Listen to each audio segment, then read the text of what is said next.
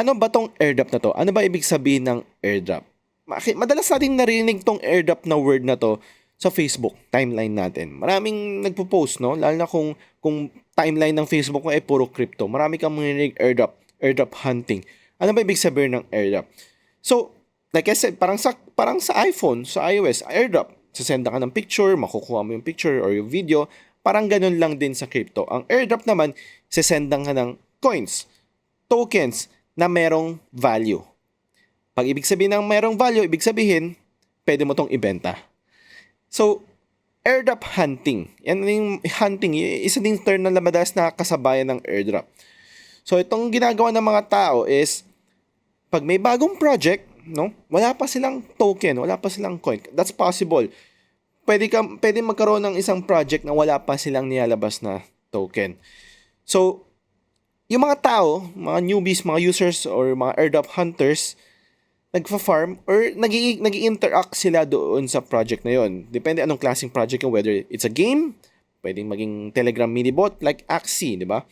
So, pag nag-i-interact sila doon, itong project na to, ini-incentivize nila yung mga users na gumagamit ng project nila or nag-i-interact sa project nila.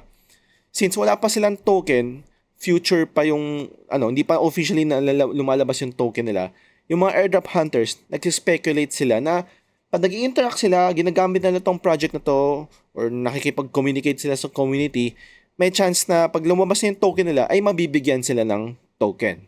For free. No? For free. May mga airdrops na for free, may mga airdrops na kailangan mo maglabas ng capital.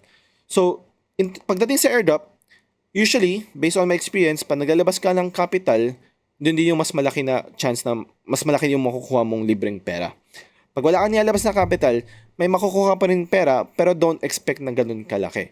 So, free money yun. No? Ang kailangan mo lang gawin is mag-interact ka, maging active ka dun sa project na yon, and once na naglabas ng token yung project na yun or ng coin, mabibigyan ka nila ng coins. So, pag nabigyan ka na ng coins, pwede mo tong ibenta. Pwede mo siyang gawing Philippine pesos.